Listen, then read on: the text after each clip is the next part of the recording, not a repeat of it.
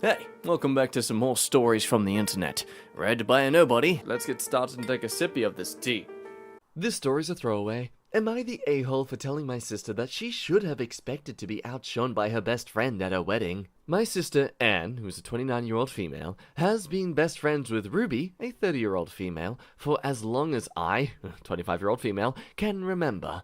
So, growing up, Ruby was like a second big sister to me. One thing that is important to note is that Ruby has always had the most outrageous fashion sense possible. She's the person that would wear those runway outfits that you think no one would actually wear. Anne got engaged pre-COVID. Almost as soon as it happened, she started being really weird to Ruby. When she made me maid of honor, I was kind of surprised because they've always sworn to be the maid of honor at each other's weddings. But I am her blood sister, so it wasn't that weird. But I was completely blown away when she made a group chat, and I found out Ruby wasn't even a bridesmaid. Both me and my mum tried to talk to her about it since we figured they had an argument or something, but she would only say that Ruby didn't care anyway. I know that Ruby was hurt, but she didn't want any drama, so I agreed to let it go. Throughout the whole wedding process, my mum kept asking Anne if she would invite Ruby, if she would ask Ruby's opinion, etc., etc., but Anne refused to have any contact with her, or talk about anything wedding-related with her whatsoever. So what exactly did Ruby do then? On Saturday, my sister was married. She had a beautiful, outside, socially distanced wedding, but she was seething the whole time because of Ruby's dress. It wasn't at all outrageous by Ruby's standards, so I don't believe that she wanted to be outshining my sister anyway. My sister wore quite a simple wedding dress, but that was her choice. As maid of honor, I of course went to her fitting, and that was literally the one she chose. Anne has been cursing Ruby out and saying that their friendship is over ever since, like she hadn't been ignoring her all through lockdown. Finally, I just said that she's been friends with Ruby most of her life, and she knows that she dresses like that, and that she would have expected this? If it was that much of a problem, she should have found out a way to mention it to her. Or just made her a bridesmaid. So Ruby isn't even wearing white or something, she's just dressed really nicely. Anne lost it with me. She sent Ruby some really horrible messages after she screamed at me. She didn't say a word to me all of yesterday, but she's bad-mouthing me to our dad, who is on her side. My mum has told Anne that she should apologize to Ruby for the nasty messages she sent, and for yelling at me, so Anne isn't talking to her either. I don't even know what's going on, but Ruby swears on her life that they didn't have an argument or anything pre-COVID. Anne says that that's none of my business and I should be supporting my real sister. My dad agrees with her, and she's rallied the other bridesmaids against me, so I don't know. Am I the a-hole? Now, just to clear some things up. 1. Ruby didn't wear a wedding dress or anything really outrageous. It was a dark red bodycon dress with a satiny material. There were lots of people in form-fitting dresses. The bridesmaids were wearing them, and she didn't look out of place. Edit again. Some of you people are ridiculous, assuming the absolute worst case scenario. It wasn't a spaghetti strap dress that was just barely covering her butt. It was an appropriate length and had long sleeves. 2. If this needs saying twice, the bridesmaids were wearing bodycon dresses. So were many of the other guests. It wasn't a particular traditional affair. Nobody was offended by our figures. Ruby's dress didn't massively stick out. Though 3, Ruby is very attractive. She always has been, but I never thought it was an issue for Anne before. And 4, Ruby and Anne have been best friends for 25 years. They didn't grow apart or anything, they stayed in constant contact even as adults. And then Anne suddenly wasn't talking to Ruby anymore. My mum and I weren't trying to be controlling. We were worried. We assumed that something really bad had happened for them to cut contact overnight. When Anne refused to talk about it, my mum was only more worried because normally she's an open book. 5. I don't love Ruby more than Anne or anything like that. The only reason I'm so close to Ruby is because Anne used to be close to Ruby. They were basically inseparable, so I grew up tagging after both of them. Of course, I love Anne very much. I just think she's being unreasonable in this situation. 6. Ruby was always going to be at the actual wedding. The phrasing was bad on my part, sorry. When my mum was suggesting that Anne invite Ruby, it was to the wedding prep things, like dress shopping, etc. 7. I don't know if Dave, the groom, has feelings for Ruby. I have never thought that. They've met many times, and there's never been any signs that he does. I definitely do not think it is an affair, because then surely my sister wouldn't want to marry Dave, and neither would want Ruby at the wedding at all. Ruby doesn't have a history of going after Anne's boyfriends or crushes. So there's a lot of information, and I'd still withhold from determining who's the a-hole just yet, as there is an update. Based on some of the advice I'm receiving, I was going to tell Anne this morning how much she means for me and that I'm there for her, but she's seething again, so I'm trying not to.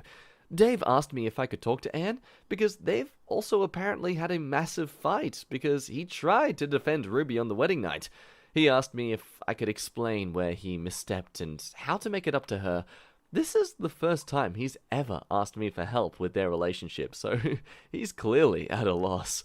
I said I was just as confused, and we didn't even know why she wasn't in the bridal party, so he should just try and talk it out with Anne. This is where it gets weird, though.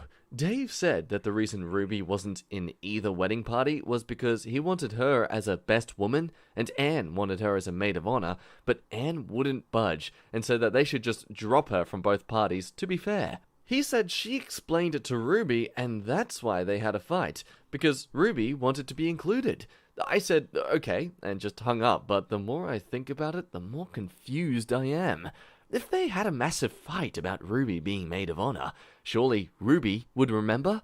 Also, I don't know why Dave would want Ruby as his best woman when, to my understanding, he only met her after he started dating Anne. So far, everyone's been saying Natar, that she was completely fine with what she did and said, but, again, there's another update. I'm even more confused.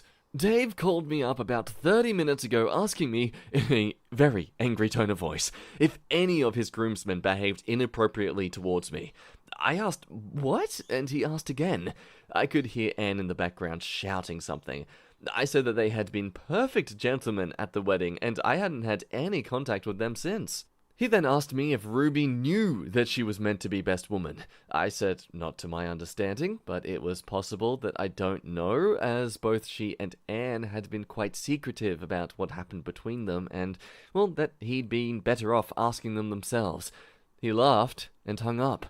Ruby has texted me asking me what's happening, and, oh, if I knew about the best woman or maid of honor thing, well, just now, I got a message from one of the bridesmaids saying that if Dave calls me, I shouldn't answer him. Anne is on the phone to my dad, screaming, it sounds like. I have no clue what's going on, but I think somewhere in this mess is the truth of what actually happened. Everything seems to be exploding. I now think that the bridesmaids, or at least that particular one, are involved. And if things keep happening at this pace, I think I should eventually find out what in the flying spaghetti monster is happening. Now that is where this story seems to teeter. Update number 3, oh god. There has been a lot of shouting and tears today. Honestly, I'm exhausted, but so many people have commented for the update, so here it is. I'm still kind of in shock. Anne has been lying to just about everyone. The story is very complicated and long. This list is actually what I used to wrap my own head around it. It's all the facts I have in chronological order. Revelation time! 1. Dave has been to jail and is an ex-drug addict. He met Ruby before he met Anne. After he recovered, he was really struggling with money, and Ruby helped him a lot. He considers her to be one of his closest friends. 2. 2 years later, Dave is doing well at his job, and much more stable and functional. Around this time, Ruby introduced him to Anne. 3. Anne was very reluctant to have a relationship with Dave because of his past, but she had strong feelings for him. Eventually, they began dating, but she was still ashamed of the person he used to be. So, she told us that they met over a dating app. Dave consented to this at the time. 4. As Dave became more comfortable with himself and the relationship became more serious, he told Anne that she needed to be honest with us about his history. She agreed to tell us, but she didn't. She told Dave that she had and wrote a fake letter from my family about how we were really grateful for his honesty and accepted him.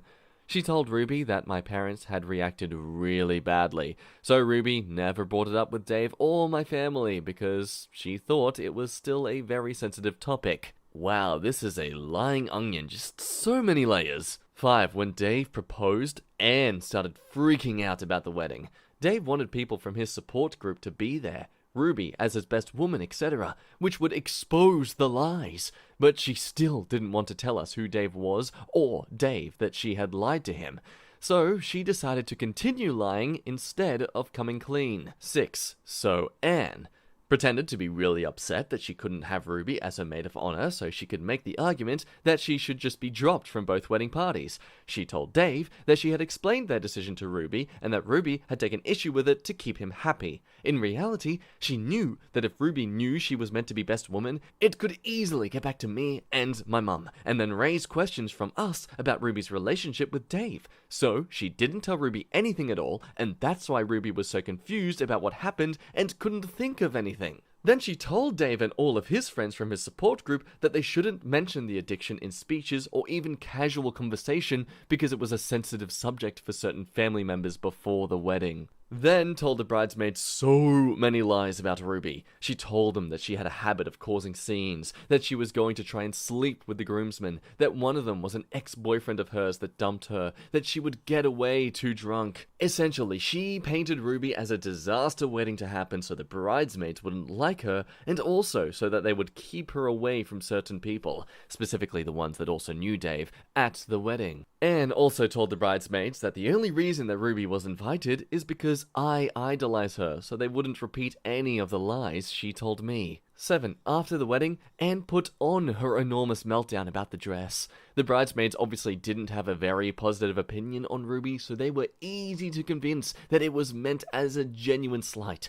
My dad did what Anne apparently expected everyone to do by caving immediately, because she was the bride. If me and my mum had done the same, Anne would have basically used it as an excuse to cut Ruby out of everyone's life. 8. She then tried to do the same thing with Dave's groomsmen by insisting to him that they had said inappropriate things about the bridesmaids. The idea was to basically remove anybody that knew the truth about Dave from the general social circle so it wouldn't come up again. But Dave smelt a rat. He asked what exactly the issue was with Ruby's dress and what exactly his friends had said. Anne panicked and accused him of not loving her, choosing his friends over her, etc., and it turned into a massive argument. Dave was mad and very suspicious, so he started calling people up, trying to figure out what happened. So then a couple of bridesmaids said that Anne was telling the truth about the groomsmen. She asked and pressured them to, but most were kind of weirded out by the request, and I think they successfully got that across to Dave. He called me to ask if I knew what was going on, and told Dave that I was just like him, caring about Ruby more than her, and also that I wasn't there when it happened, but the timing of the story didn't match up, so Dave called me anyway. That was the weird phone call. 11. At this point, he knew she was spouting BS, so he asked her up front what was going on. She broke down and told Dave everything. 12. He was fuming. He texted us all to let us know about his past, and then basically kicked Anne out. She came to us, where she then had to explain again everything. Anne is absolutely shaken. I never considered her capable of this kind of deception and manipulation, and I don't think she has ever done something like this before. Contrary to what some commenters seem to believe, I don't hate my sister. I feel sorry for her, even though I'm really hurt by what she did, because she feels so guilty and absolutely miserable, because, well, she's worried that things will never be worked out with Dave. She's gone to bed now very upset because our mum won't even look at her. She's fuming that Anne would deceive and hurt her and so many other people like this. I do understand where she's coming from. My dad is also very shocked and hurt. Anne texted Ruby. She sent her a message explaining and apologizing, but obviously Ruby is really angry and upset. She just told her that she couldn't speak to her right now, but maybe she'd call her in the morning once they both had a chance to calm down. So, that's that drama done. Sort of. Here's an update 2 weeks later. The past 2 weeks have been very stressful. Anne and my mum have been fighting and crying for most of it. We learnt that this deception of Anne's was not out of the blue. She has had this obsession with her image for a very long time. She confessed to a lot of stuff from secondary school and her job. Some of it was worrying, some of it was really scary and manipulative. I feel so distant from the person she has become. There's tension between us that I'm not sure will ever go away, even though it really pains me as well, because, well, she's my sister. Once my dad heard of some of the revelations, he decided that Anne should go to a therapist. Anne really struggled against the decision, which led to a massive fight between her and my dad. I've never seen my dad so angry. Neither has she, which is probably why she eventually agreed. The therapist is supposed to help Anne process her emotions after everything that has happened, and also hopefully get to the root of her problem. A lot of the comments suggested that our family wasn't healthy in the way we interact with each other.